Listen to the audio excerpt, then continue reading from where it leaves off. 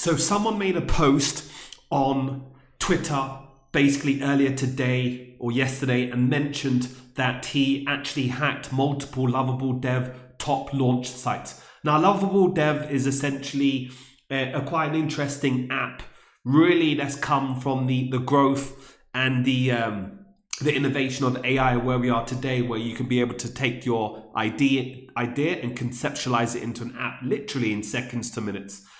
They're doing extremely well. People are building their projects, lean startups utilizing this platform. So he mentioned that he actually hacked this site, or top launched sites, so sites that are basically using Lovable Dev's architecture to build sites. And he essentially, within a certain period, had access to personal debt amounts, home addresses, API keys, spicy prompts, so on and so forth.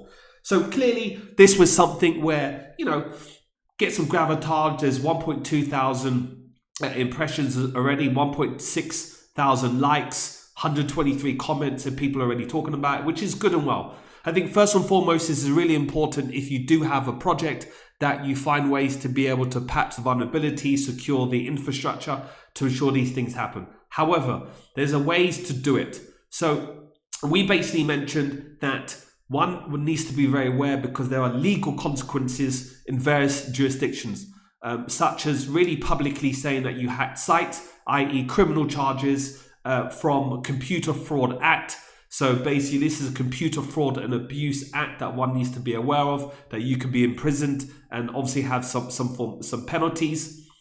Then also there is in the EU, if you're based in the EU and you attack against information systems, there are details, directives regarding this, specific frameworks in terms of if you've conducted these type of attacks, mentioning that this is the policies, and also giving details that it states here provisions for such offences to be punished by effective, proportionate and dissuasive criminal penalties. So you need to be extremely careful with that.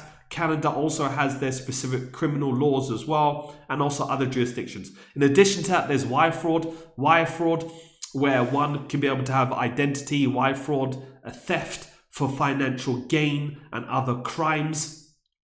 There's obviously jurisdictions there and certain associated penalties. There's a violation of data protection, GDPR, and so on and so forth, which was basically mentioned here. So these are certain breakdown of these challenges, considerations of these violations to GDPR, CCPA, and so on and so forth. So the premise of this is, it's great to be an ethical hacker. It's phenomenal to identify certain hacks and vulnerabilities, but this can be just sent via DM. You can send this via DM to the founder, to the company, to ensure that they patch these issues. Once they've done it, then you can make a post.